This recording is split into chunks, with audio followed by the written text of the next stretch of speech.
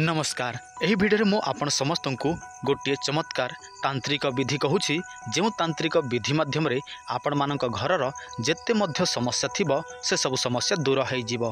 देखंतु मुख्यतः समस्तंकर समस्या हेउछि आर्थिक समस्या। एमिति अनेक लोक अछंती जो माने दिन राति काम धंदा करंती किंतु तांकु टंका पैसा नियंट होई थाए। से सब आम कर्म जगु किंबा आमर ग्रह नक्षत्रर कुप्रभाव जगु।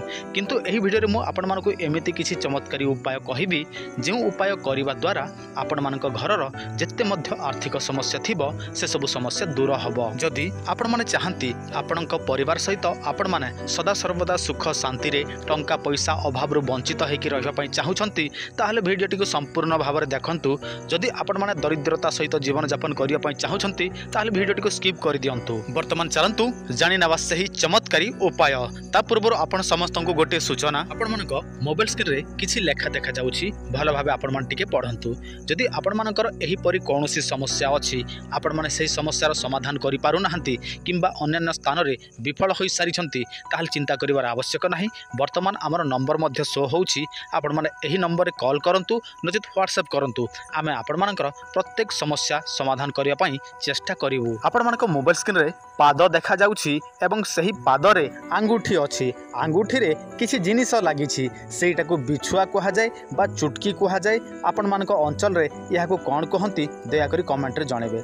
देखंतु यहा को खास करी आम अंचल रे बिछुआ कहंती नचेत चुटकी कहंती।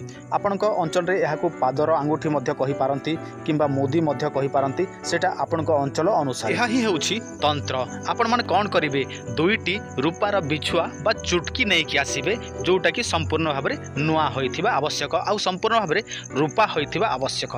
तापर कोन करिवे आपण माने यहा को कोनसी स्त्री को जे कि साधवा स्त्री को आपण मानकु दान करबा को पड़िबो। देखंतु जो दान करिवे आपण माने आपण को मन रे कोनसी संदेह जात करिवे नाही आ सदा सर्वदा निर्मल भाव में आपण माने सही स्त्री जन को आपण मानकु दान करबा को पड़िबो।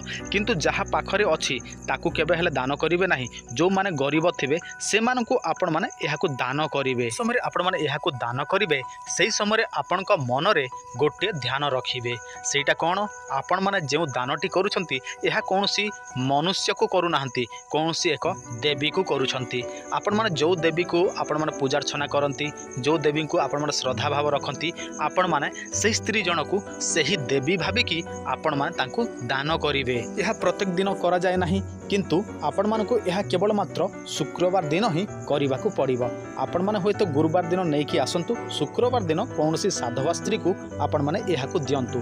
किंतु गोटे कथा ध्यान देबे एमिति साधवा स्त्री को देबे जे कि सिंदूर लगे थिबो मथारे आउ एमिति कोनसी स्त्री को देबे नाही जे कि अधत थिबो जे कि निजर स्वामी सहित झगड़ा करूथिबो कहार कथा को खातिर करू नथिबो सेमिति स्त्री को केबे हेले मध्य यहा दान करिवे नाही।